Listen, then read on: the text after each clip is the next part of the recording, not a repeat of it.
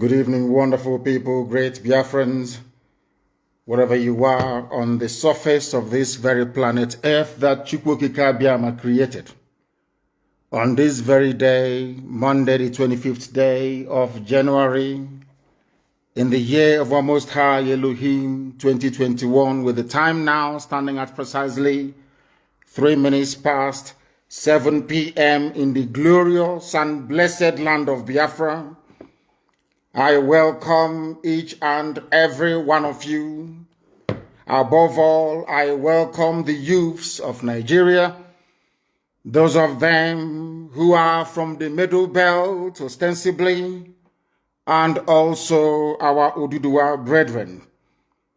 And as I welcome you, allow me to encourage you to also welcome other people right across this very planet that we inhabit.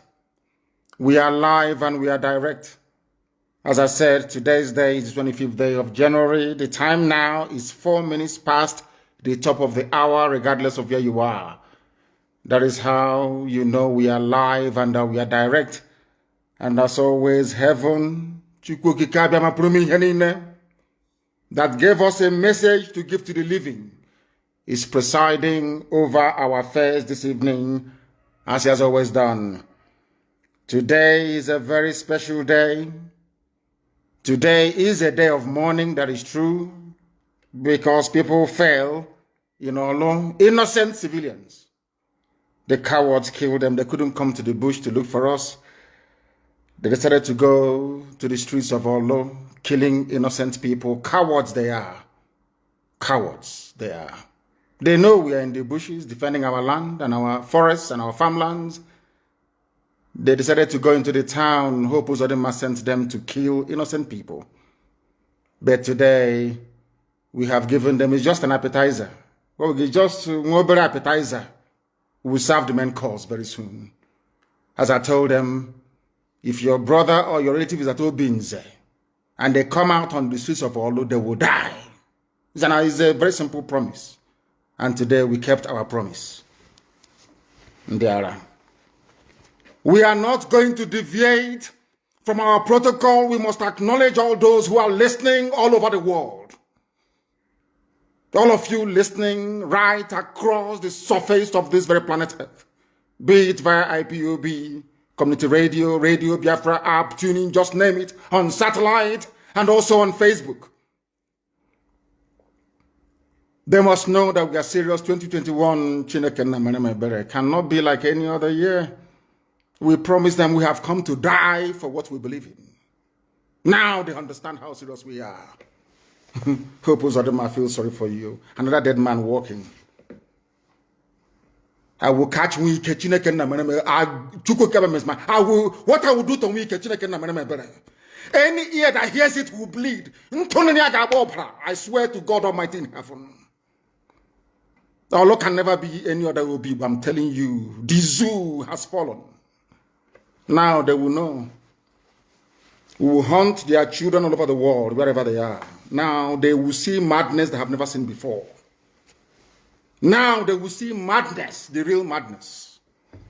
My name is Nnamdi Kanu. I lead the largest mass movement on the face of this planet Earth. Determined men and women, prepared to give up everything in pursuit of what is right before God and before man. We are the indigenous people of Biafra.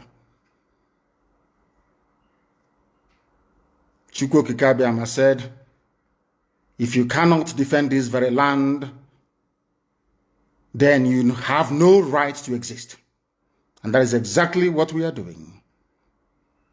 We have come to fight every form of banditry and evil. If you think the army can come to Biafra land again and kill civilians and walk away free, you are dreaming. If they come, they will die. Let us call upon heaven to take its rightful position this very evening. I am going to pray a prayer of David. Because we are nothing without Elohim Adonai El Shaddai that gave us this very mission. The hardest mission in the world is to set Biafra free. The hardest task on this earth. Because most of them are born ingrates. Some of them fathered by Janjaweed during the war, or should I say their parents.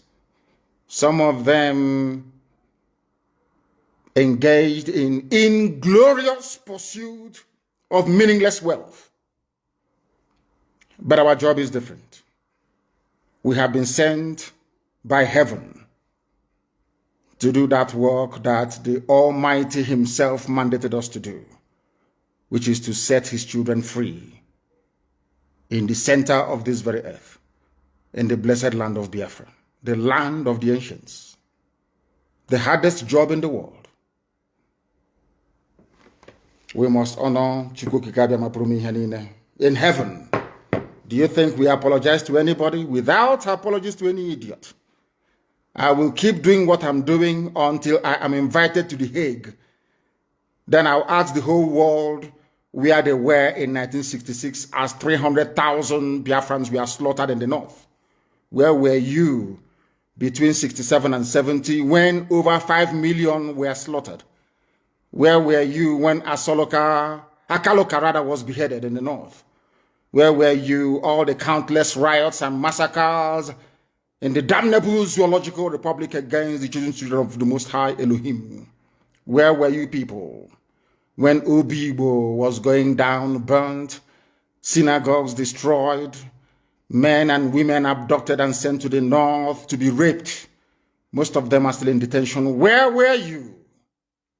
That's what I intend to ask the world, because this is a year of insanity and a year of madness. This year we show them what we are made up of. When we say Biafra or death, this year they will understand the meaning of it. We must pray. Because the whole world is listening, and I especially asked Nigerian youths to tune in this very evening or morning or afternoon, depending on where you are. I'm going to pray in English language. We shall praise thee. I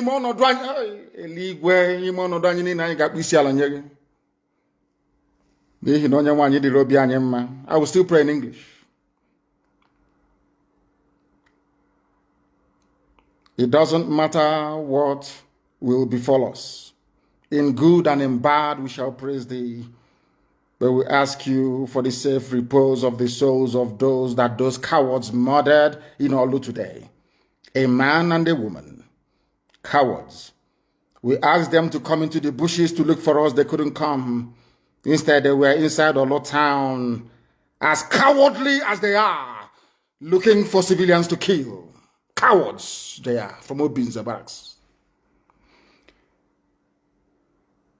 Elohim Adonai El Shaddai, we shall praise thee forever.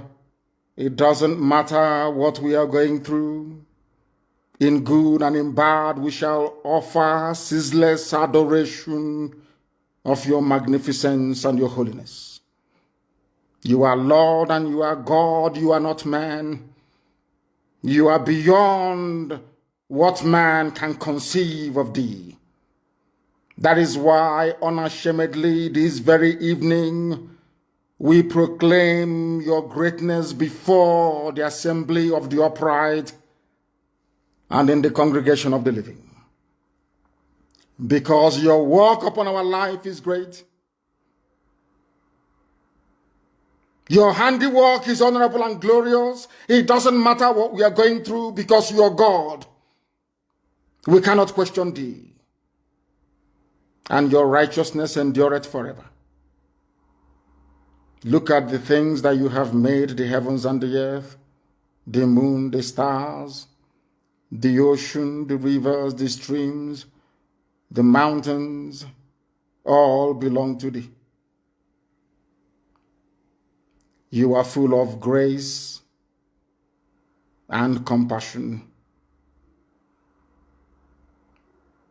And unto thee do we anchor every of our hope, every of our belief that Biafra shall be set free, and that you will also impart knowledge into young people within Nigeria to receive common sense, to absorb this very message this evening, because it is comprehensive and incisive.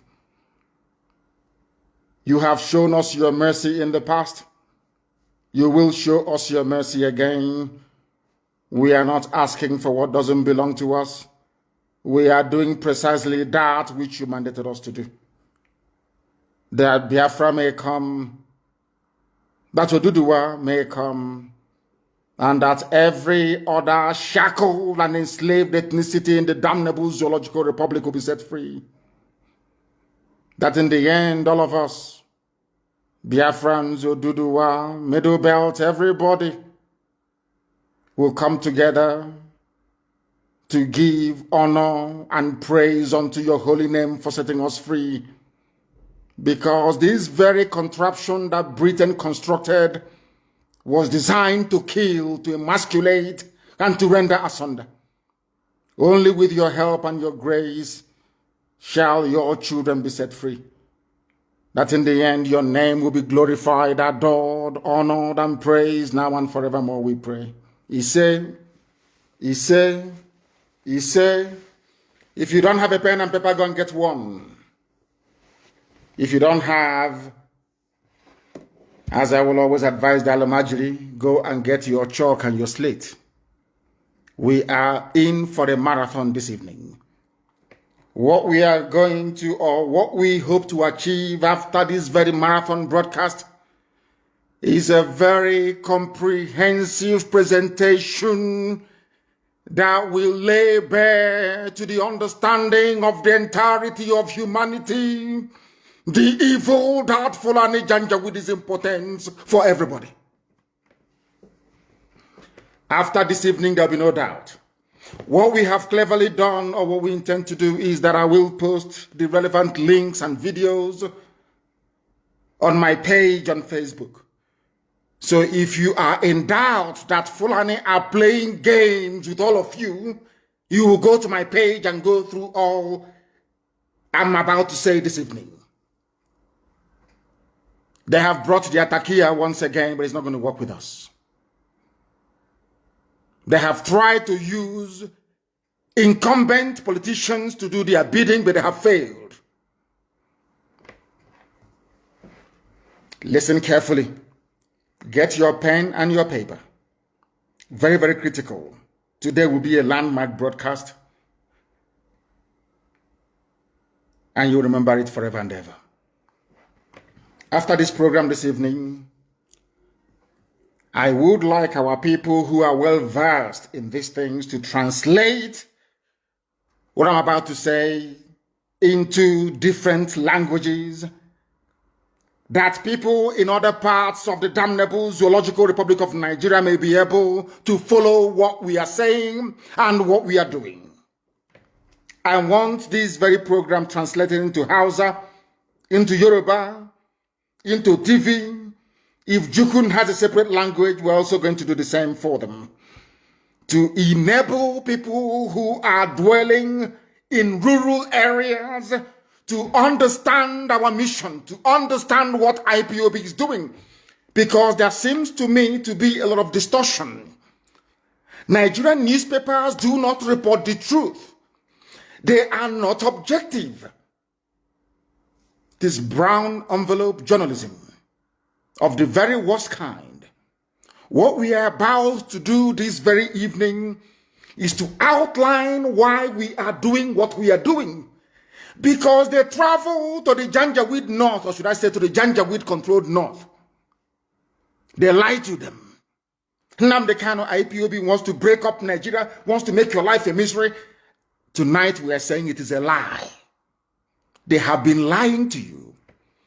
They say Nnamdi Kanu is against everybody. He calls you animals, doesn't have regard for you. I am telling you now that your leaders and your elders, they are lying to you. If you're not a Biafran, they are deceiving you. They understand that only through what we are doing will you be set free. As I said a few weeks ago, There are over 200 ethnic minorities, should I say ethnic majorities in the north, because nobody can be a minority in his own home or in the land of his or her ancestors. You cannot be a minority. That is why I don't believe in all this minority gibberish. Listen very carefully to what I have to say to you. IPOB is not against you. Biafra is for your own betterment. And if you have a pen, I want you to write what I'm saying down. In every part of the world, God Almighty in heaven, in his infinite mercy and wisdom, have always chosen one race to carry out any of his blessings, or should I say undertaking, at any point in history. What am I trying to say? When God wanted to develop Southeast Asia, he used Japan. When Elohim wanted to industrialize the world, he used Britain. It was called the industrial, first the agricultural revolution and then the industrial revolution. When Elohim wanted to educate the world as to the, should I say, niceties or benefits of social media, should I say, the internet and all the rest of it, the virtual world, so to speak, he brought in the US. When Chukwuokike Abiama wanted to make mobile phones available to everybody, he brought Nokia. I think that's in Finland. Mass production. When Elohim wanted the cost of goods and services to be reduced drastically, that poor people living in Africa can afford to have a flat screen television, he brought China for mass production. Now listen to me very carefully. The time has come. God Almighty wants to liberate not just Biafra, not just those who are in the zoo, but the whole of Africa. And you know what God has done? He has chosen Biafra to do it. Because without Japan, today China wouldn't be great. The first roaring economy from that part of the world in Southeast Asia was Japan. Now, South Korea, Taiwan, all the rest of them, everybody had to emulate, to copy.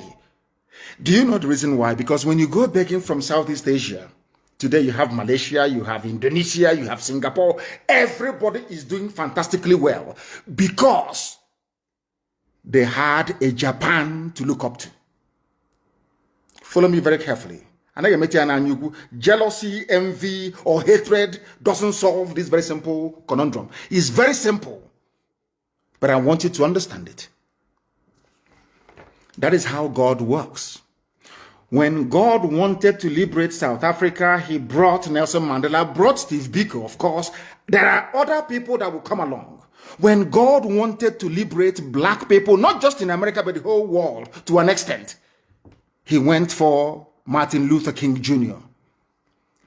And the person who connived or betrayed Martin Luther King Jr. even slapped him in front of his hotel. I think it was in Memphis. It was a black woman.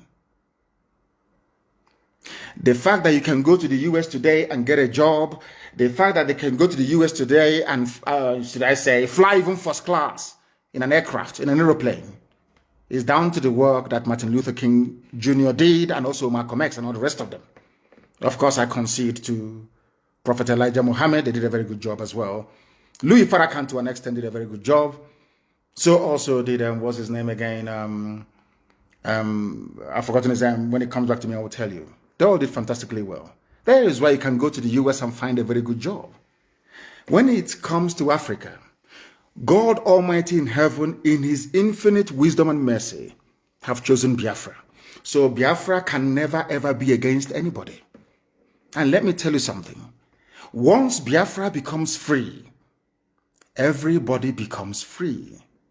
Those harping on about one Nigeria, or should I say the unsustainability of one Nigeria, are those who are benefiting from it. They are your governors. Remember a few weeks ago, I told you that anytime somebody assumes office in Nigeria, if you're telling them about what would benefit the society or our children unborn, they will tell you not under my watch. Go to what Makinde, the governor of Oyo State, said today. Go and read it. Exactly what I told you a few days ago. That is why the most dangerous person in front of you is a politician in Nigeria. Not the old woman in your village or the tree that is over 2,000 years old. No. The destiny destroyers you have, in fact, in the whole of Africa, are politicians. Because they are evil. They are doing the work of Satan. You may not believe me, but ask yourself this very simple question: which African country is doing very well? Just please explain to me. Is it South Africa? You want to say South Africa? Go there and see what is happening. Or what has been happening since the white people left leadership. Now is the time for us to be free. I want to reiterate under oath, because I am always under oath 24 hours a day. If the oil and gas from Biafra land is your problem, I swear before God Almighty in heaven, on my honor, my life, and that of my family, that I will distribute oil and gas from Biafra land for free to the entire West African sub-region. For free. Do you know why? So that their economies can grow as well. We need people to buy our goods and our services. Why do you think America gives grants to people all over the world? Why do you think the EU gives grants? Even China gives grants to everybody. Even Australia. Why? Because poor people cannot buy Range Rover. Do you understand it? They need to help you inadvertently to grow your economy so you can have the spending power to buy the goods and services that they produce. It is called common sense. It is not stupidity. I can assure each and every component ethnic group in Nigeria today, this evening, all those of you who are listening, all those of you who are watching and listening, that Biafra will not abandon anybody. We want all of you to be free. You all can remember very clearly what happened between 67 and 70, because every time we talk about our eternal leader, the great Dame Chukwemeka Ojukwu. Why I am doing this program this evening is not to allow what happened in the past to repeat itself. Ojukwu did not declare Biafra because he wanted to. Ojukwu went to Aburi to negotiate for, restructuring. And he succeeded in negotiating for a restructured Nigeria back to regions. Listen very carefully. On the ride from their hotel to the airport, I think it was Ankara who was the then military junta ruling Ghana. Ojukwu and Gowon were best of friends. Ojukwu said, when we go back to Lagos, I will be the person to nominate Yakubu Gowon as the head of state. I hope all of you are following what I'm saying. Ojukwu never declared Biafra. Britain scuttled it because Britain did not want any of you to become developed. They didn't want you to control your own economy. They never wanted you to have a life of your own. They wanted to, this big daddy mentality is us who made you, we created you. You are what you are today because of us. You are nobody. We made you. They love it. So every time we'll be crying, hey, Africa needs aid. Africa needs help. Give them grant. There is vaccine. Why don't you help them? There is polio. There is malaria. Let's help them. They look at us as imbeciles who cannot fend for themselves. They love it. You know that feeling you have, that the feeling when beggars are coming to your house and begging you, you'll be feeling very proud and very big. That's the mentality they have. They knew that Ojukwu would have destroyed that. That was why they hated him. Ojukwu only declared Biafra because Gowon reneged on restructuring. Gowon said, no, we are not going to restructure. And Ojukwu said, this was not what we agreed in Aburi. Since you are now saying you are not going to restructure and Igbo people were being slaughtered in the north, there was never any glorious decade in the history of the zoo. Never. Ojukwu said, I will now create a safe haven for persecuted people in the northeasterners to come back home. And that time, everybody was in this agreement together. Efi, Kibibio, everybody was represented in Ojukwu's cabinet. The man that suggested that the name Biafra should be used was an Ijo man. An Ijo man. Ijoism. Chief Frank Opigo. An Ijo man.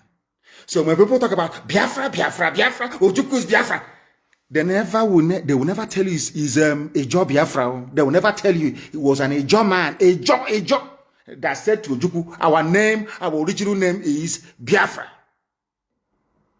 And Ojukwu adopted it. Then the propaganda started flying. Sadly, from our Yoruba brethren. Then, very sadly, the lies began. The same lies that they were peddling that led them to label IPOB as a terrorist organization. But people occupying Yoruba forests, people raping and killing in Izombe, people raping and killing at Ozo1, people brazenly attempting to take over the whole of Benue State, they are not terrorists. I want people to, at least those that still have some measure of conscience, to understand what I'm saying. People who are raping and killing you, they are not terrorists. They are not proscribed Miyetiala, no. They are normal. You negotiate with them. You talk to them. You parley with them. But IPOB that is championing the freedom of everybody in Nigeria, I said everybody. Sometimes people misunderstand what we are doing. Biafra is a vehicle with which we are going to liberate everybody, including ethnic minorities in Sokoto, in Katsina, in Bauchi. Only Biafra can save you. Why am I saying this? And I want you to listen very carefully, please, and note what I'm saying down. Fortunately, the people of the South are gifted with a sense of responsibility, and if things doesn't work out, rebellion. If we stay in one Nigeria, for instance, let's say we collapse IPOB and the Oduduwa movement were to stop, do you think that any minority in the Fulani conquered North will be able to rise up to challenge them? If the answer is no, then other people who must do it, those who are able, should do it. That is why IPOB, this Biafra movement, needs the support of everybody. It doesn't matter where you come from. It doesn't matter if you're from Krenenborn. It doesn't. Once you are suffering within Nigeria, you need IPOB and you need Biafra. More than Biafra needs you. Because if we stop, let's say we collapse IPOB tonight and stop our agitation, how are you going to get electricity in your lifetime? How are you ever going to get good roads? How will you ever hold your corrupt and inept politicians responsible? And more importantly, how are you going to stop Fulanis from taking over your ancestral lands? How? Just tell me. A few days ago, I said something very, very poignant. I said, if you want to remain in one Nigeria, I'm not begrudging you. But look at Hausa people. That is going to be your fate. You are going to be a people devoid of honor and integrity.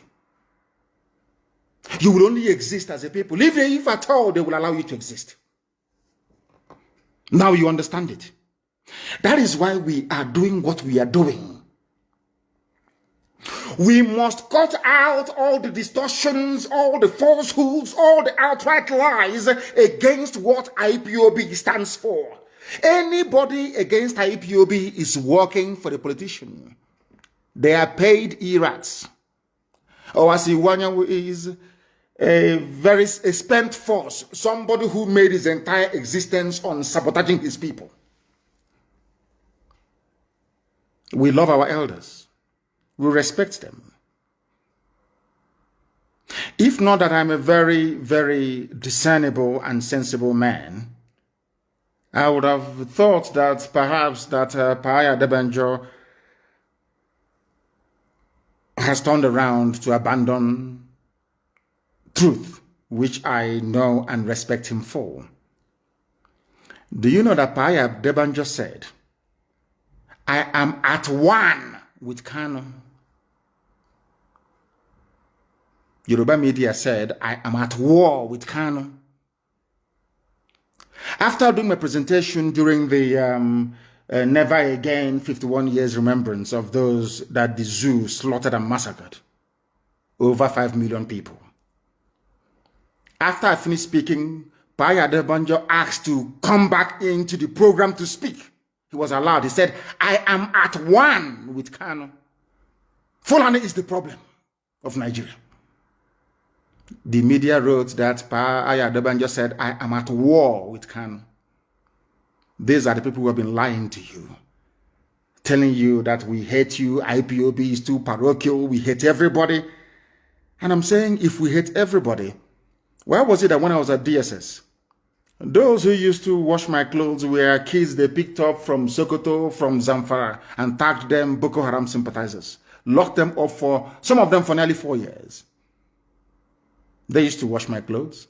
They used to fetch water for me. Boko Haram people. We started talking. They were the ones telling me, they told me every history about Muhammad Yusuf, the founder of Boko Haram that the zoo police killed.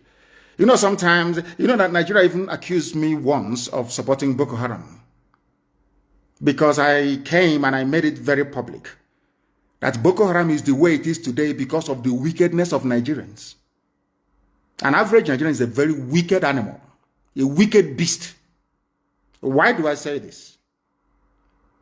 When Muhammad Yusuf was agitating for referendum, some of you don't know this, the Boko Haram founder was agitating for referendum in the northeast. The Nigerian police killed him. That was why they turned violent. But when you discuss the history of Boko Haram, people will say that terrorists, they are this, that. But it was the Nigerian state that inflicted terrorism on these very poor people. That was why they took up arms. That is a fact.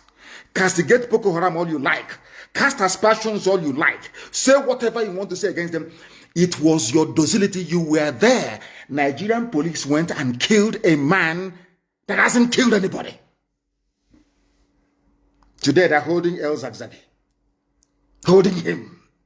Tomorrow now, when El Zagzagi dies in custody, and another front will be opened up with Shia Muslims in the north, all of you will start yapping as usual, terrorist group, terrorist. But now that El Zagzagi is suffering injustice, all of you are quiet.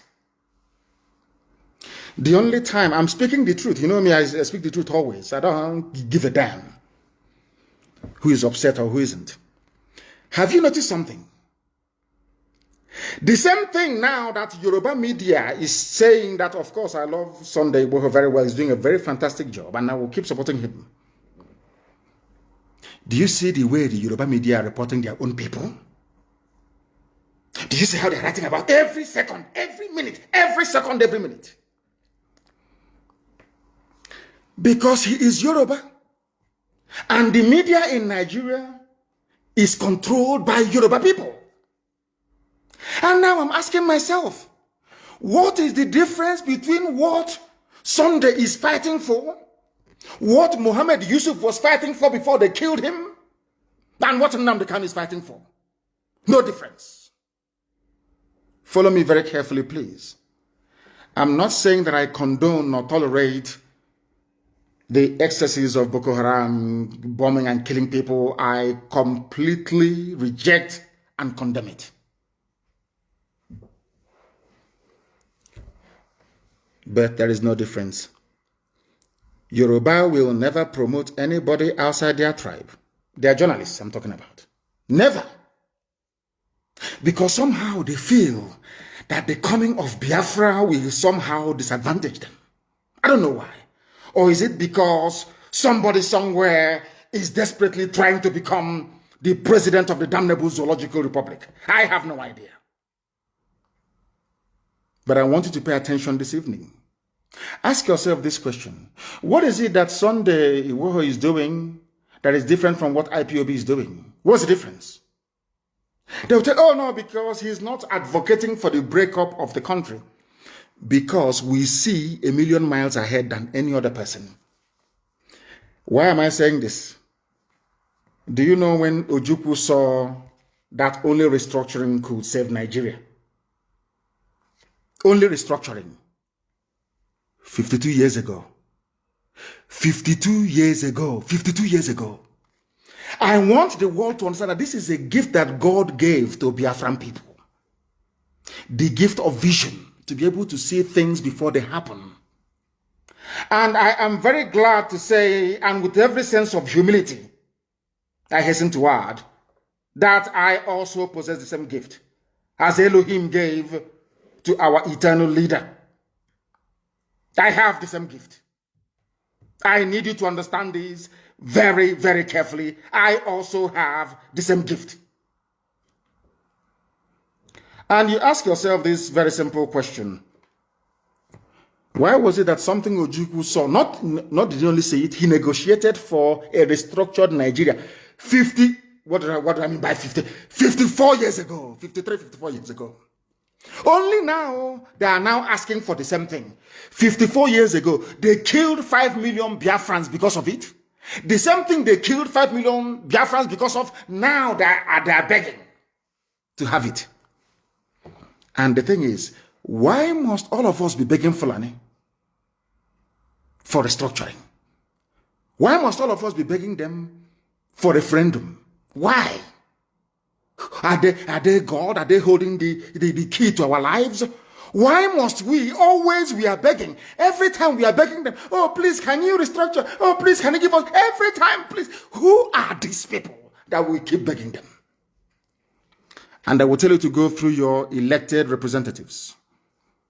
They tell you to go through your politicians. But one thing you don't understand is this. They are the ones that allowed the INEC that they control to bring those people forward as your political leaders. So they control them. That is a fact. Now, if you want to remain in perpetual slavery and poverty, do not support IPOB and what we are doing. But if you want to, you see, sometimes people think that I'll give you a very simple example. China is blessed. They are doing well all over the world. The economy is booming. I think now they are number one, I believe, in the whole world in terms of economy, and they are number two in terms of military might. That is their blessing. No one can take it away from them. Do you understand? No amount of jealousy can change it. If out of jealousy, or you believe that Biafra is going to be one very beautiful nation in Africa, and because of that, you are not going to support them, you are doing yourself a disfavor. Because there's a way we say it where we come from. If you're suffering, we are also suffering. Everybody's suffering. And let me ask you, which other people do you think will have the courage to do what Biafrans have been doing for the past, say, 54 years? Which other people in Nigeria, I'm asking you, can do it? There is nothing envy or jealousy can do for you. You can be jealous from now till the kingdom come. It cannot remove God's blessing and grace upon a people. Why is it that Angela Merkel, as advanced as Germany is, will say that USA is the leader of the free world? You know all the problems that they had during the Trump era with NATO funding and all the rest of it, World Trade Organization, World Health Organization, and the rest of it. If you ask Angela Merkel, leading a very proud Germany, she will tell you, we look up to America as the leader of the free world.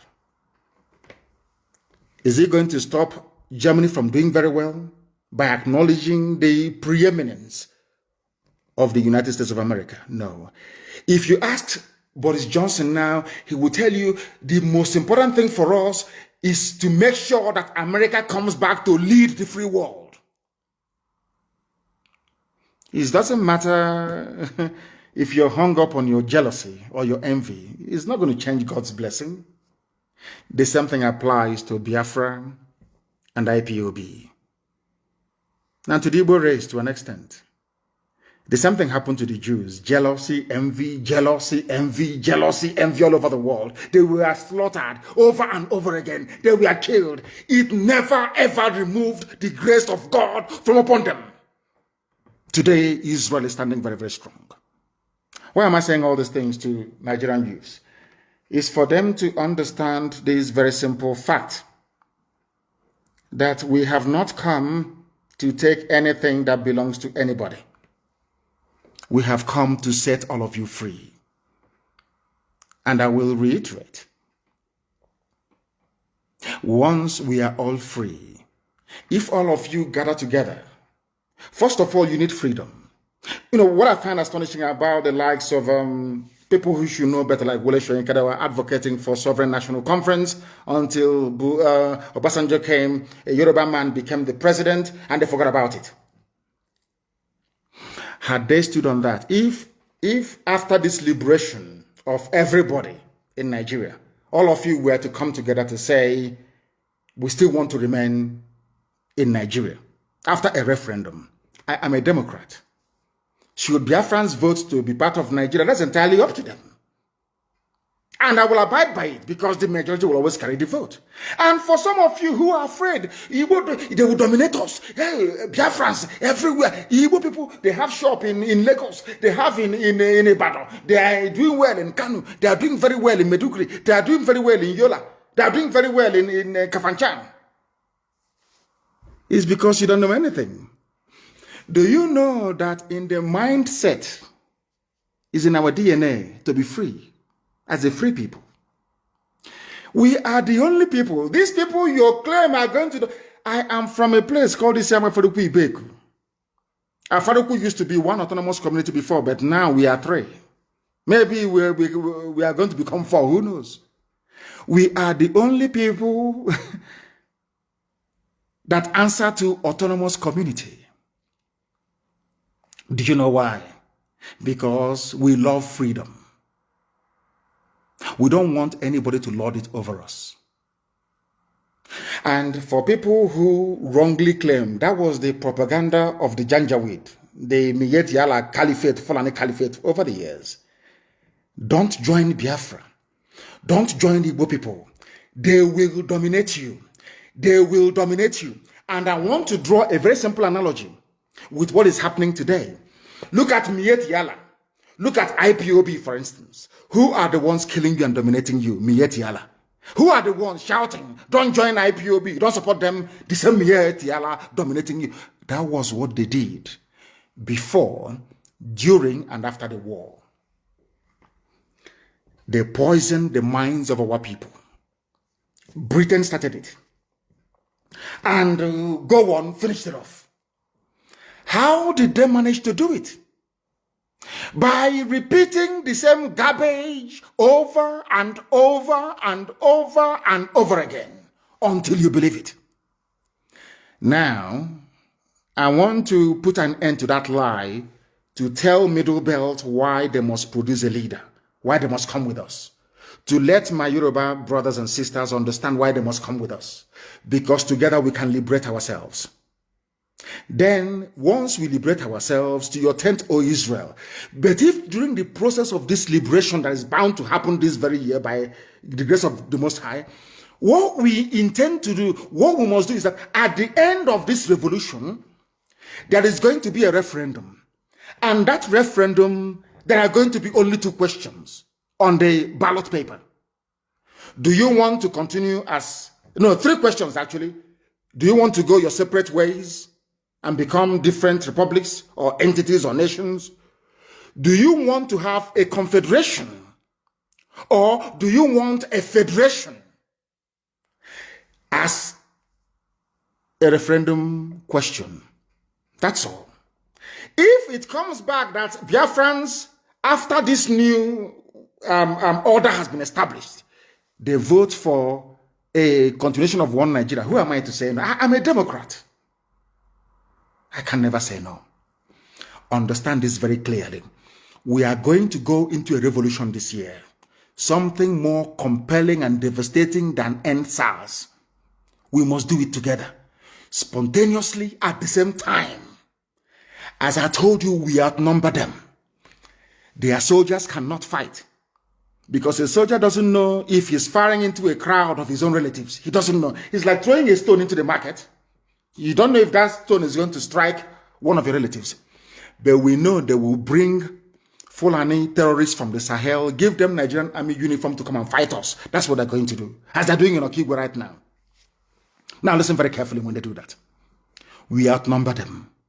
Fulani is a minority. They're not up to 4% of the population of the zoo called Nigeria. They cannot intimidate all of us. They can intimidate you, that is your business, but they cannot intimidate us. Not Nnamdi Kanu, this IPOB. Never. Do you know why? Because over the years we allowed them, we gave them leeway. There was no problem. Only Fulani is at war with every ethnic minority, or should I say every ethnic group in Nigeria. Only them. Ask yourself why. We have gone beyond stupid analysis. Every day we analyze. Every day we keep analyzing the news. This happened. That happened. Oh, they have killed somebody here. There. I said to you, now is the time for us to band together. The promise I'm making all Nigerian youths this very night, because it's night time in Nigeria, is this. After we must have succeeded liberating each and every one of us, there is going to be a referendum. In that referendum, there will be 3 questions. Do you want Nigeria to continue as a federation, the way it's presently structured? Do you want confederation, which is regional government? Or do you want everybody to go to their tent, O Israel? I know what the problem is. People will say, when I was in detention at DSS, one of the officers that usually take me to court, one very fine, handsome man, he's from Borno State. He said to me, do you know I am a Christian and I am indigenous to Borno? I didn't come from anywhere else. My ancestors, our village, we have been there for millennia. Do you know that? I said, no, I don't know. He said, the mistake people make is that lumping everybody from the north together. They are either Hausa or they are Fulani. That I'm mistaken. This is a DSS officer trying to lecture me. I said, okay, I understand. And he said to me, when he was bringing me back from the court, he said to me, our problem is not with Biafra, not with you, but if you go, what is going to be our fate? The only reason why we have not been slaughtered or forcibly converted to Islam is the presence of Igbo people everywhere in Nigeria. A DSS officer confessed to me that it is better for them that we are all suffering in one Nigeria than to allow the East to break away. Because if you go, there will be no buffer anymore. There will be nobody to protect us. We are finished. DSS officer confessed to me. So this evening, and over the years I've been thinking, you know, I came out of that's their mess for very many years. They came to my house to kill me. To tell you how, you see, when I say that a black man is evil, people don't quite understand what I'm saying.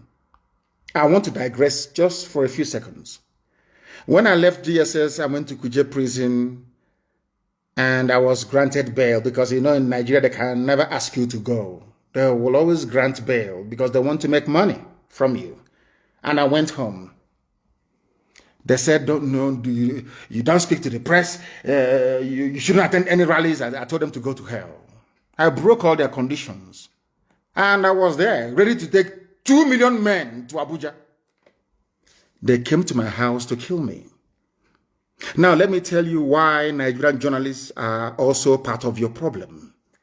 Because they never, ever educate you. They always lie to you. I was in my house. The army came, the army of Nigeria sent Nwodo, Ibazu, Ekwemado, and who else invited? And Umahi invited the army to kill me. Do you know the reason why? Because I refused to call off the governorship elections boycott in Anambra State in 2017. I told them I won't call it off. They sent the army to come and kill me. Punch newspaper editor, the owner of Channels Television, every major newspaper, Vanguard, everybody knew that I was in my house preparing to go back to court, and they came to kill me. In the process, they killed 28 of my men. As a result of the trauma suffered, my parents died. Next month, a few weeks' time, will be the anniversary of their burial, because they were buried on the 14th of February of last year. My mother and my father died as a direct result of the trauma that they sustained resulting from that very attack. Do you know what happened? Nigerian newspapers, they have seen the video. They saw the army scaling the walls of my house to come to kill me. They went to court. Buratai gave editors of Nigerian newspapers money, Yoruba editors mostly, to say that I jumped bail. Do you know that very day I realized that there is a level of wickedness in the soul of a black man, that is why black people are poor all over the world. I never knew. That day it occurred to me that black people are patently evil. I was in my house, sleeping in the afternoon, having siesta, and the army came to kill me in my house. By the grace of God, I survived it.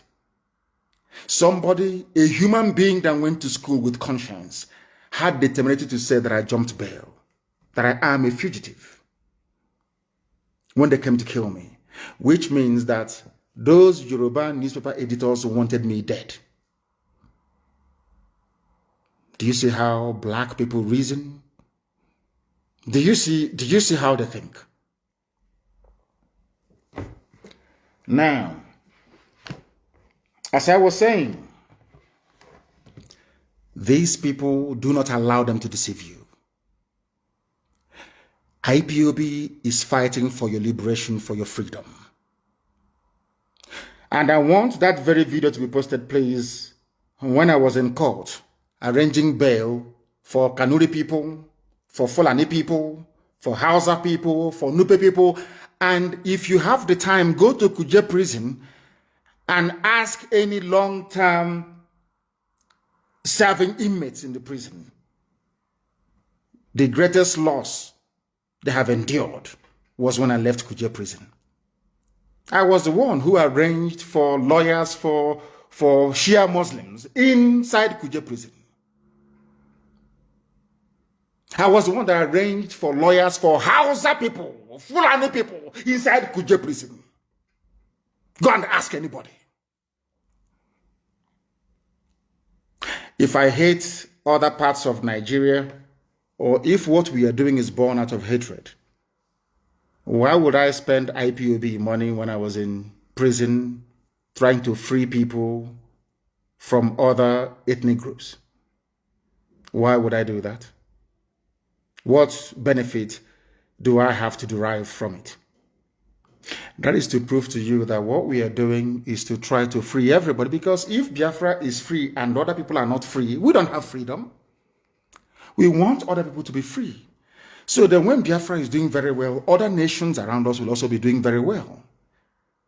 There is something called economies of scale.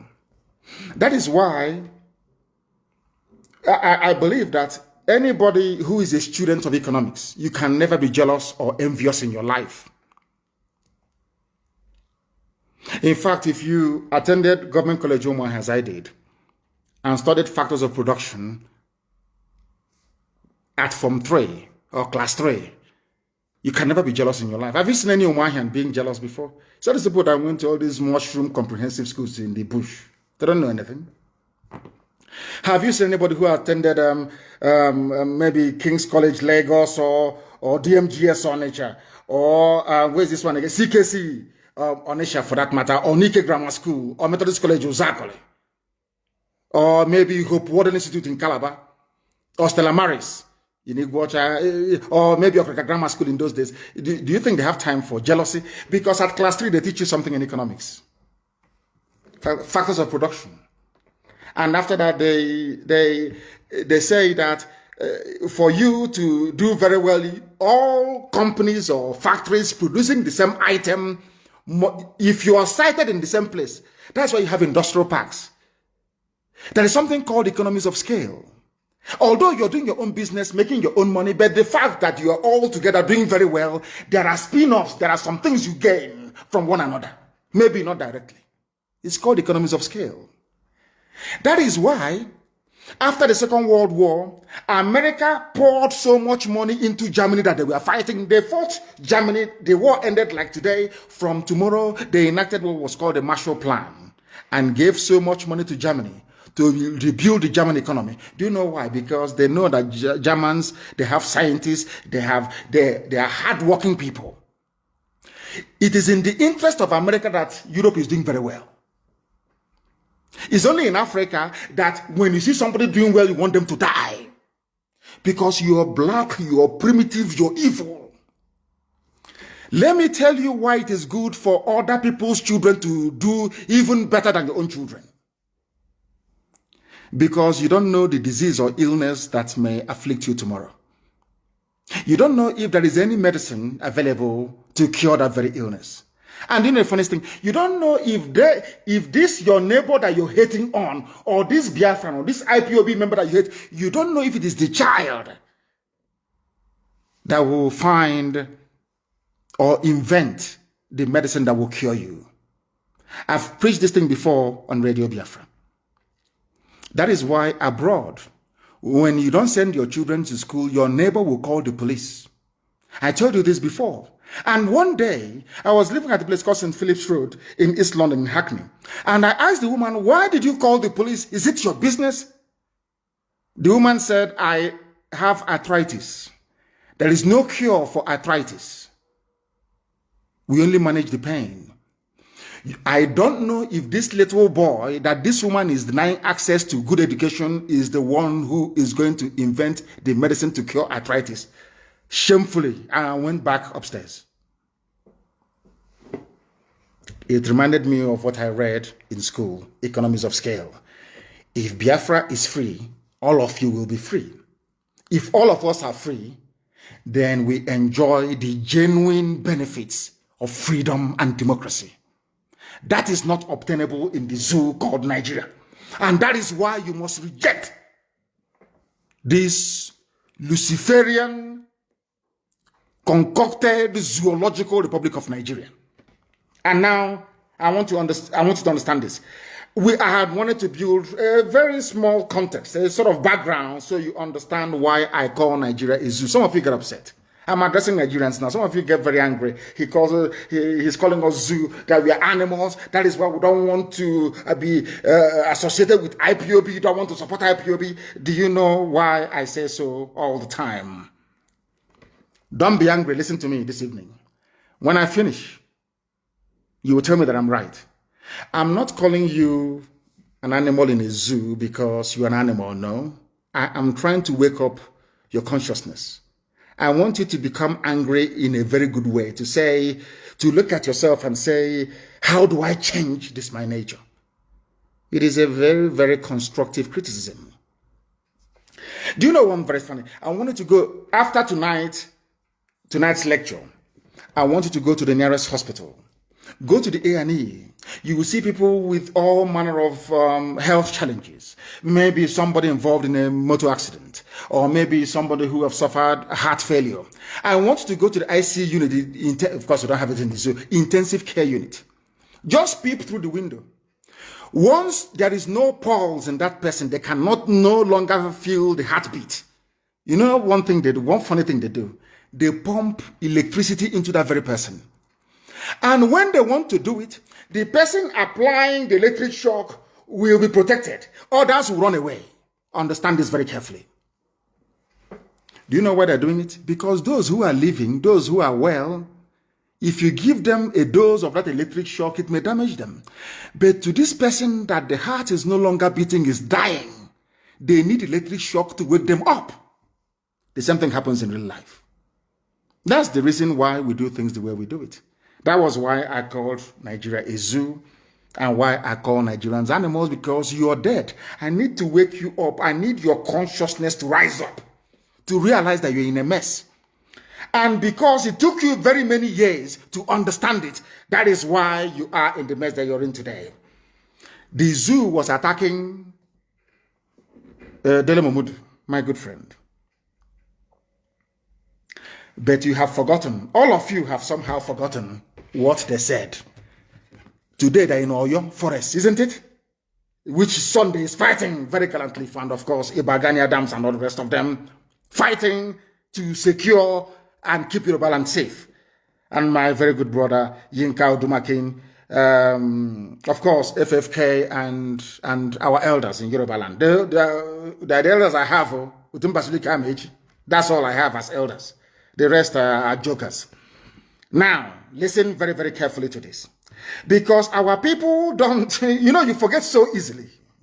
You forget so easily. And please, I want my principal professor to post this, please. Post this very link on my page. In May 16 of 2017, there was a headline from Nigeria, from Asarok. Headsmen attacking Nigerians are foreigners. Published by a Fulani, respectable online media, Premium Times. Respectable, I say, because of the very sterling work they did on Obibo massacre. Premium Times carried it. The headline says, the headsmen attacking Nigerians are foreigners. Now I ask you this simple question. If the headsmen attacking Nigerians are foreigners, what are they doing in the forests of Yoruba land? It is here. They have been raping, abducting, kidnapping, asking for ransom, killing people in broad daylight sometimes. And it's here. Now, let me read this a little bit for you so you understand. Nigerians, this is why I call you a zoo. Because you never make any reference to anything. You never connect the dots. Never, ever, ever. Ask yourself, if the Nigerian government can say that the headsmen attacking us are foreigners, then what are they doing in our bushes? Why is Arewa Consultative Forum defending them?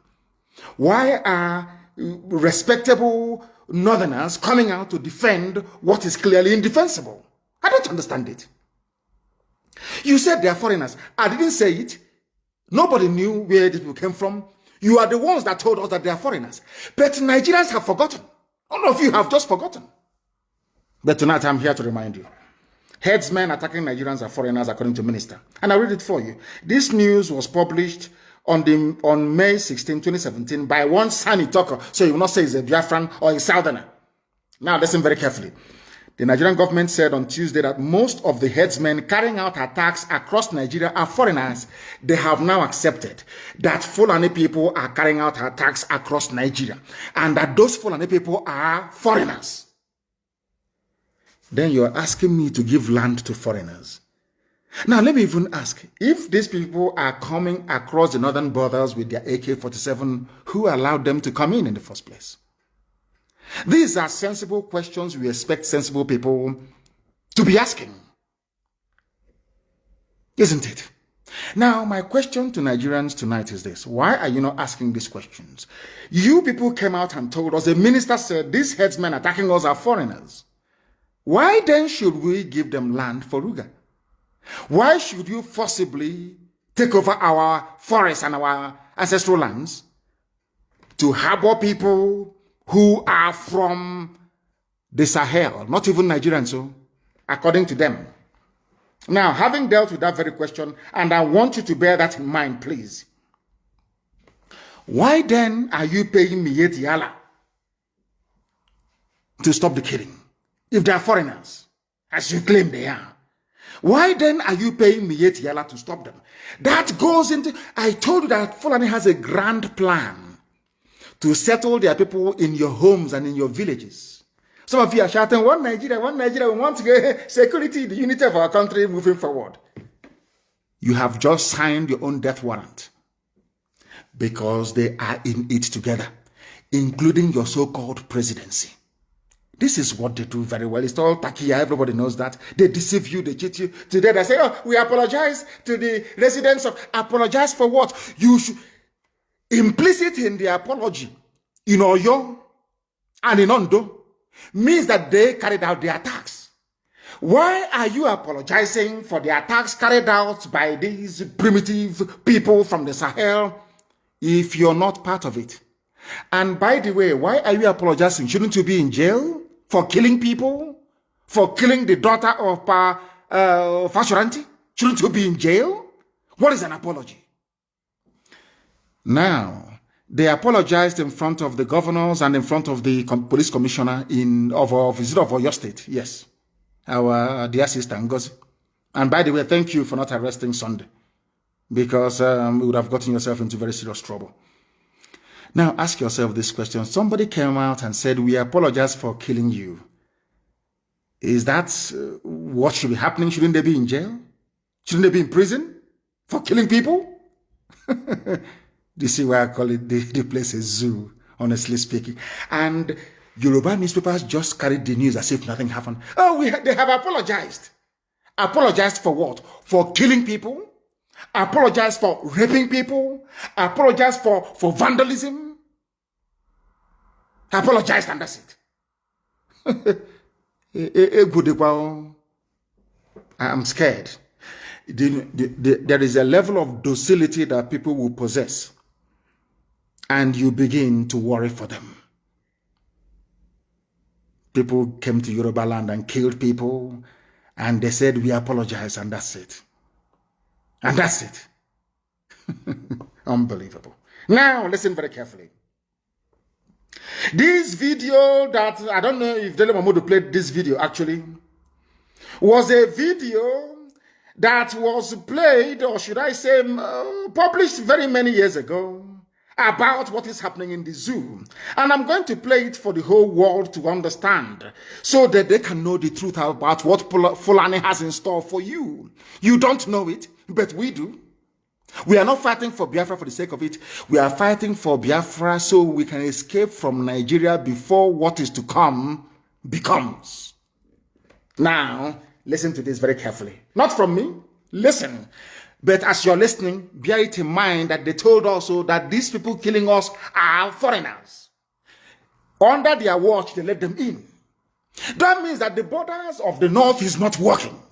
That means that the immigration department is not fit for purpose. They have no shame. Please listen to this. The federal government, led by the Minister of Interior, Abdurrahman Dambazel, met with the Miyetti Allah Cattle Breeders Association of Nigeria in Kebbi State, offering them the sum of 100 billion naira over 2 years to stop the kidnapping in the country. The meeting lasted over 4 hours on Friday as negotiations dragged on, with the association initially asking for 160 billion naira.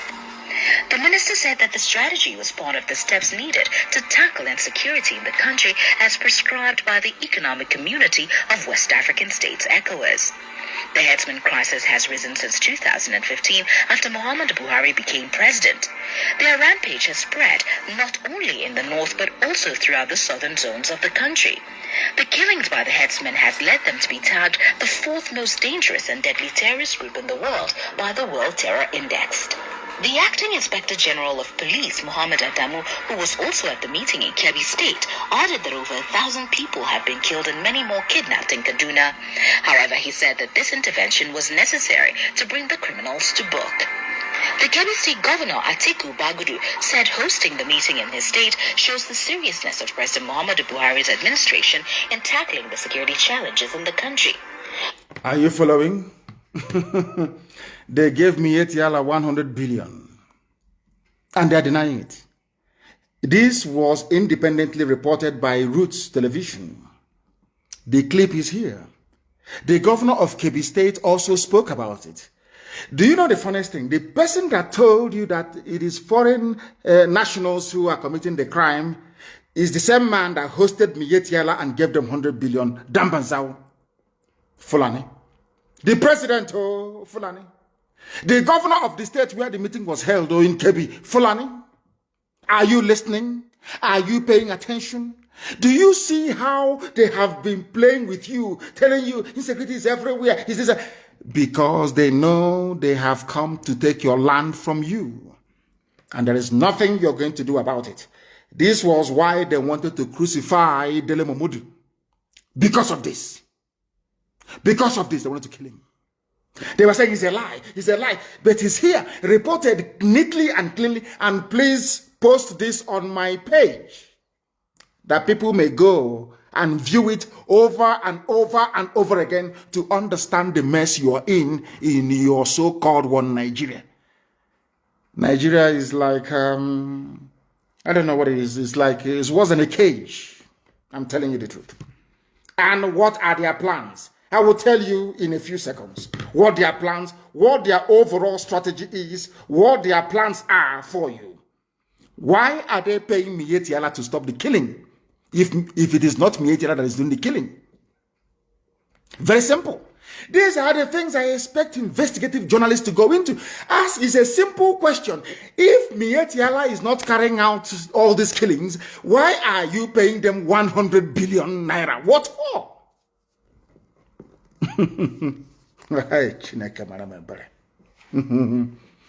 He's here. Dear me. And as usual, they have denied it. Garba Shehu came out to deny it. He said Dele Momodu shouldn't have played it. We never offered 100 billion to any association, but the facts are there. You can see it very clearly with your two eyes open. It's called Takia, to deceive you. You hear them, Makinde must do something, Akeredolu must do something, we are in one Nigeria, everybody can be everywhere. The elders should speak against it. That was how they kept goading in Niawodo until Niawodo succumbed and said the army can attack Isama Farupu, my hometown, to kill me. Niawodo, Ikepore Mado, Odevu Mahi, Willie Obiano, and Okezipa signed my death warrant and said, go and kill him. Nothing will happen.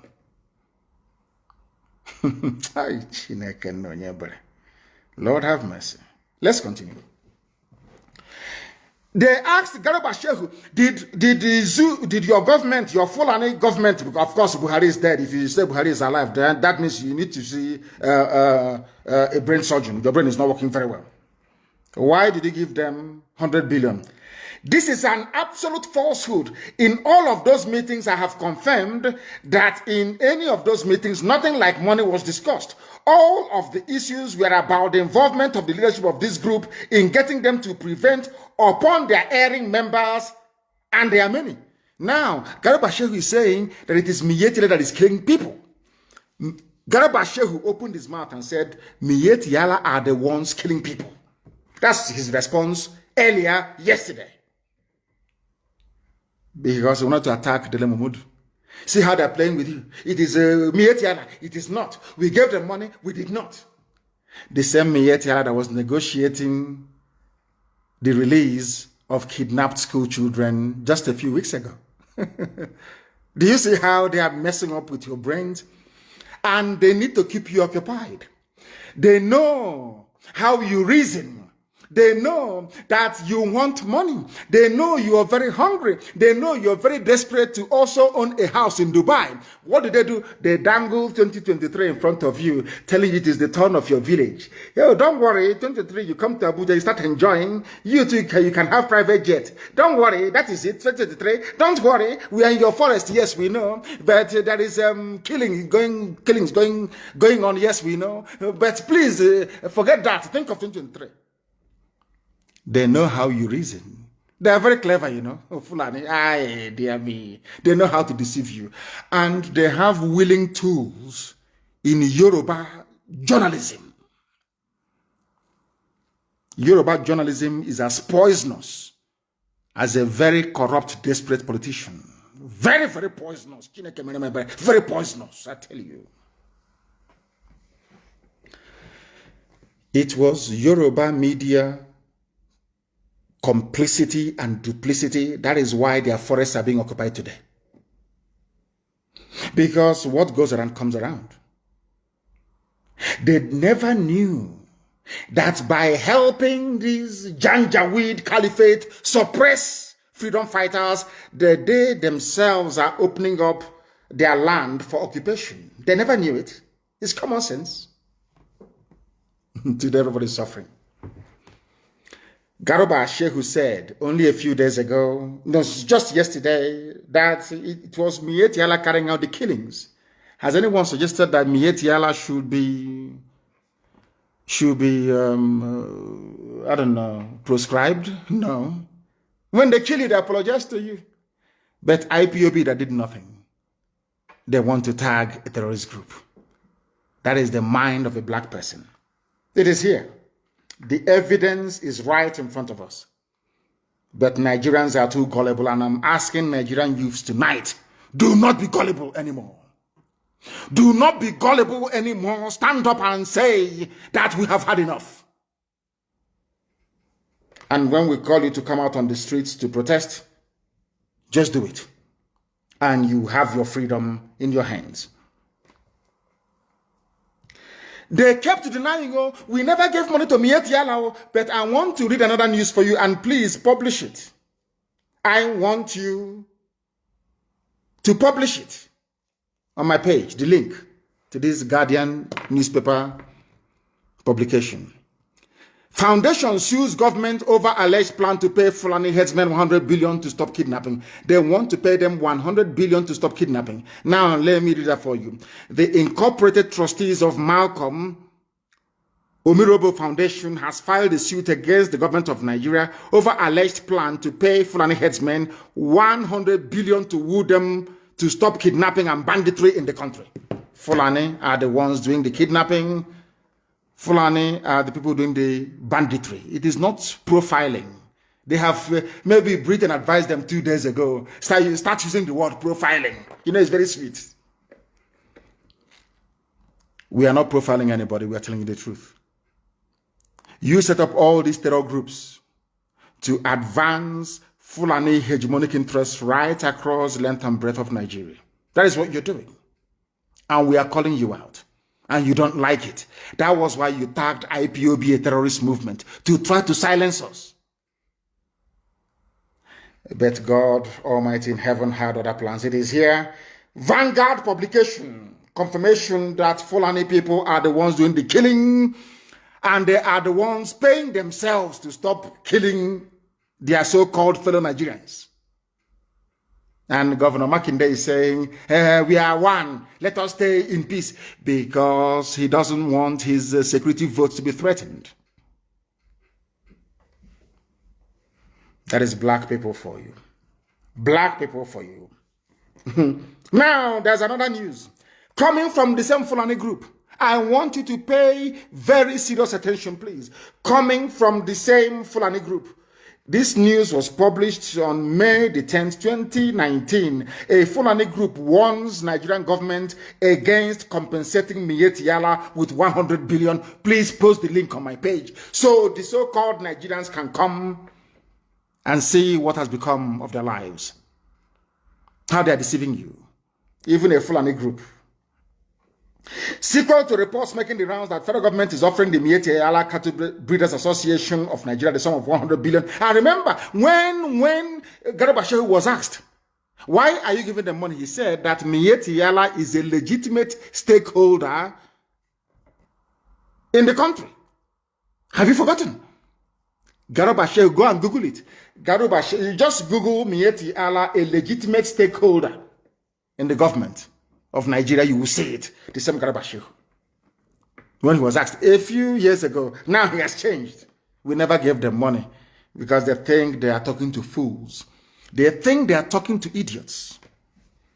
This very group is called the Gan Allah Fulani Development Association of Nigeria. They want the government not to give this money to Miyetti Allah. They use it to buy guns and equipments to bribe some very corrupt and useless traditional rulers in the south to give them land to occupy forcibly. Are you following? That's Nigeria for you. That is one Nigeria for you. And we are here to educate the youth of Nigeria so you understand what is affecting your lives. How these people have done everything they can to make your life a misery. And after receiving 100 billion, they went on rampage. That is why you have them everywhere. That 100 billion was to boost them, to scatter them everywhere. That was what happened. And that is why you have Fulani Miyetti Allah killing everywhere right now. The 100 billion was to move them down south, to take over your ancestral lands. Can you imagine that Nigerians are running from their fellow Nigerians? Very, very sad indeed. Wave after wave of attack. Coordinated, carefully planned by the late dead Buhari. Of course, he'll be very proud from his grave in Saudi Arabia. What people are doing in his name. Habak Yari took over from him. Ismaila Isafuntua came up. In fact, Maman Dara is gone. Is remaining El Rufai and Buratai. All Fulani. All Fulani planning your demise, and you're there foolishly looking upon 2023 and planning or talking your usual garbage about what Nigeria. There are even mad people everywhere. That is why they don't like us, and we don't give a damn. We don't need your likeness. And now let me also confirm to you the grand plan of the Fulani to take over your lands and kill you in the process. Now, please, I want you to also publish this news, and you can Google it if you like. We have paid some Fulani to stop killings in southern Kaduna. Who said it? Governor El Rufai of Kaduna, Vanguard publication of December the 3rd, 2016. A Fulani governor of Kaduna State said we have paid some Fulani to stop the killing. It didn't start today. This was in 2016. Since they came into power in 2015, it's all killings and advancing the hegemonic interest of the Fulani Caliphate. And all of you are stupidly shouting, one Nigeria, one Nigeria, one Nigeria. And your land is going, your lives are being snuffed out in front of your eyes. Do you see how foolish Nigerians are? Do you see why I call Nigeria a zoo? Do you see why I call Nigerians animals? Because they do not reason. They don't know how to reason very well. Some may get upset about it. But I'm sure in the quiet of your home, you will say that what Nnamdi Kanu is saying is right. We have paid some Fulani, please post it on my page. I beg you, the link is a Vanguard link. Kaduna State Governor Malam Nasser El Rufai has said his government has traced some violent, aggrieved Fulani to their countries. Fulani came to Nigeria, got upset, and went back to their countries. And there is immigration. Hey, zoological republic. Zoo. Chineke. What type of God made you people? What type of God made you people? My goodness. Aggrieved Fulani from other countries came to Nigeria. We have gone back to their countries in Mali, in Senegal, in Niger, in Chad to go and pay them to stop coming to Kaduna to kill people. Can you believe such rubbish? They are not terrorist groups. Nobody prescribed them. But Yoruba media, right, prescribe and a lot about IPOB. Yet killers are allowed to come in and go out of Nigeria at will.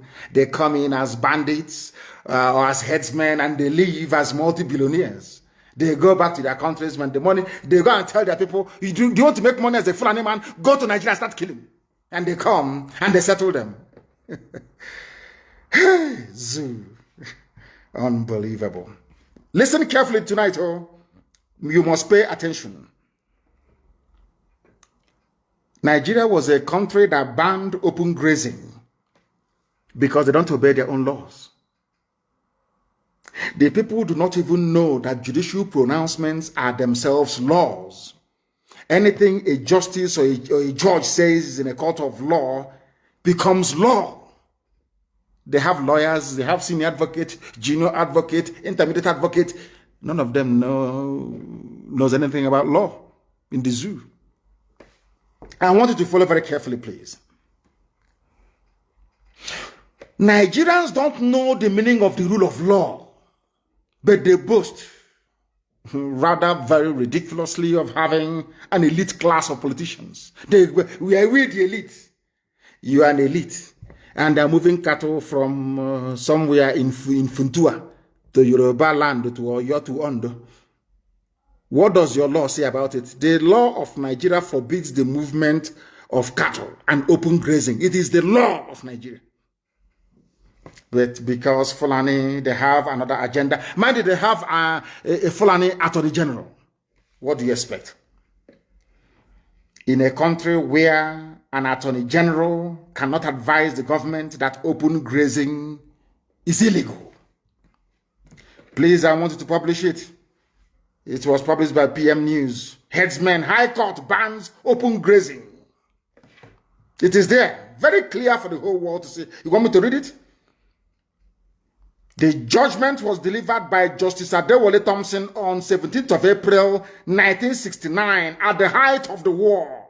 Even during the war, in suit number AB/26/66, what did the man say? This man, Johnson, died in 2004 at the age of 82.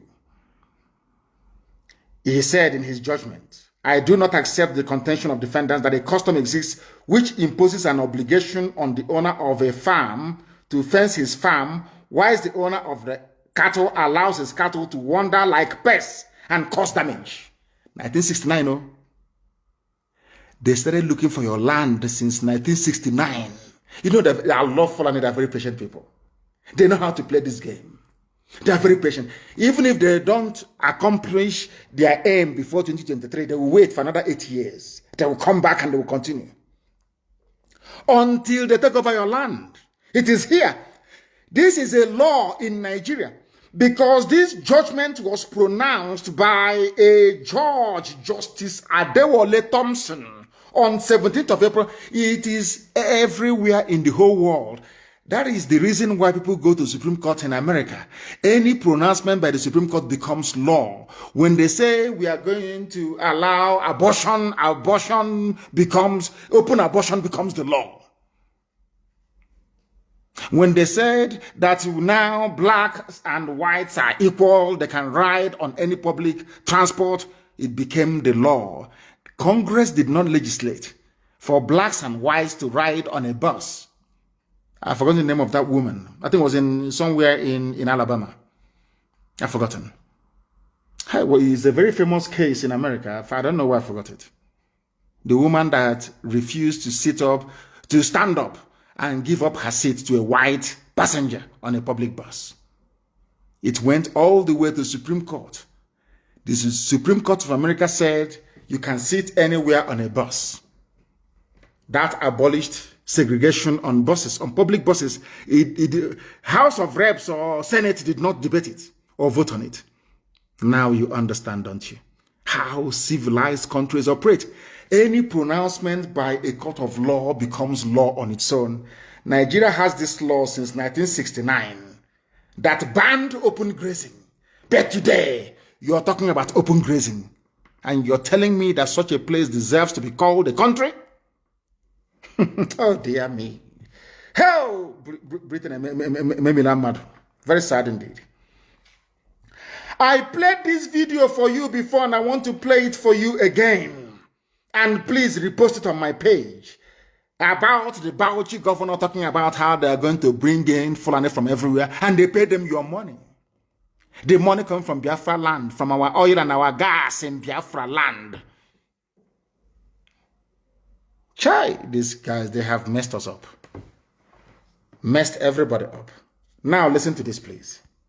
With them more, because to them they don't have borders from Cameroon to Nigeria. But that's the thing, Excellency. How? They don't have borders. Fulani don't have borders. That's why they can come, plan with Miet Yala, kill people, kidnap people, collect 100 billion. They go back, they finish spending the money, and they come back for more. And you want Nigeria. You people are, your ignorance astonish me. I am amazed at this level of ignorance. This is a sitting governor, and I want you to listen to him to understand the plan that the Fulanis have for you. Listen to him, Fulani governor. Hey, Get with them more, because to them they don't have borders from Cameroon to Nigeria. But that's the thing, Excellency. How do we ensure that those who will be participating in this federal government largely funded program will be Nigerians? Federal government funded, thank you very much, it's Rosa Parks. Rosa Parks, the case made it all the, I want to educate Nigerian lawyers because, you know, the senior advocate, advocating rubbish. You don't need to make noise about Fulani people in your forest. Just go to court and ask them to reinterpret what Justice Thompson said in 1969. It is law in Nigeria. Anywhere you see a Fulani man grazing the cattle outside, they are breaking the law of the land. They should be in jail. Rosa Parks is the woman's name. Thank you very much. You claim you're educated. These you black people. What is wrong with you? With you people? What is wrong with you people that you cannot reason properly? Rosa Parks, nobody came back and said white supremacists never came back to say to Rosa Parks, no, it was then, it's now. You have to go and sit at the back or give up your chair. Supreme Court of America made a pronouncement and that was it. It became law. You can sit anywhere on a bus. The same thing is applicable in the zoo where there is supposedly the rule of law. Once a judge makes a pronouncement in a court of law, it becomes law. Senior advocate talking rubbish on Channels TV. Let's listen, please, to your Bauchi governor giving your land away to his brothers from the Sahel in the name of one Nigeria. In terms of the funding? No, in terms of the operations. This is to bring in Fulanis together. We have Fulanis from other countries. Fulanis from other countries together in Nigeria. That is why they need your forest. That is why they need your land. That is why they're telling you about we can live anywhere we like. The person living anywhere he likes, where is he from? Is he from Niger, from Chad, from Senegal, from Gambia, from Mali, from Burkina Faso? Where are they from? And now you can say it. Hi, Zoo. Listen. I see there is a lot of mistrust and misconception with regards to the Fulani man. The Fulani man is a global or an African person. He moves from the Gambia, from Senegal, and his nationality is just a Fulani man. And as a person, I may have my relations in the Cameroon, but they are also Fulani men. I have relations because from the maternal side, I'm a Fulani man. And that is why we want to educate people. A Fulani man sees himself as a Bayelsan, as somebody come from the Niger Delta, because he speaks the Niger Delta language. Are you listening? And I don't. And of course, we would have to just take this as part of our own heritage, something that is African, and that we cannot just close the border and say the Fulani man is just a Nigerian. Close border and say Fulani is only in Nigeria. There are Fulani elsewhere. They want to come and see their brothers in Nigeria. And you are talking about one Nigeria. One Nigeria. One Nigeria. Very, very sad indeed. One Nigeria. Open your borders so that Fulanis can come and collect their own 100 billion from the presidency. Fulani presidency. The zoo is in one almighty trouble, I tell you. In one almighty trouble, I tell you. And that is why this very broadcast is very, very pivotal. Very, very important that it goes out to the rest of humanity. I warned all of you. That is the most funniest thing of all. I warned you many times over. many years ago, but you never listened. My joy today is that people are beginning to come round to our position about the prediction, or should I say, what we said would happen should you make the mistake of putting Fulani Janjaweed in power. Those from Yoruba land that voted for APC, how far you are now paying with your forests and your farmlands. You are now paying with your lives and your blood. Very, very sad. Now they have now gone through another, should I say, trick of blowing up tankers everywhere and telling you it is a tanker explosion. The way they write about it, there's a tanker explosion at the Navy. Please post the Navy one. Let people see what Fulani people are now doing. They use their cattle to destroy your crops. They murder you if you come out. Now they are blowing up every marketplace they know they do not own. The latest one is at Navy. Post the video for the whole world to see. And I wanted to talk about Nnamdi and how he has come around to his senses. But I believe that by now, that juju they did to him, his eyes have now cleared. Post that. I don't know if we have the video of Nnamdi. Please, I want you to post it. If you have it, of Nnamdi sounding like a miscreant, shouting and getting angry because of the same thing that I was saying a few years ago, and he connived with his friends to come and kill me. Very, very sad indeed. And the Miyetti Allah will always win. The Fulani, they always win. They say they're having a meeting with Governor Kredolu and other governors to douse the tension because they have now apologized. You can allow them to remain in your land. Very, very sad indeed. Very, very sad. And this is a place where all land in Nigeria belongs to Fulani.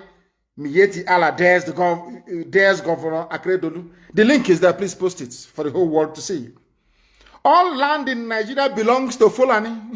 Oh, we can live anywhere we like. We are Nigerians. That is why Fulani will keep, because once you are locked into Nigeria, Fulani can do whatever they like. But to break Nigeria into pieces, they can no longer do whatever they like. That is why they need you in one Nigeria, so they can take your land over. The news is there. This same terrorist group, the fourth most deadliest terror group in the world, is now saying that the whole of Nigeria belongs to them and they will take it.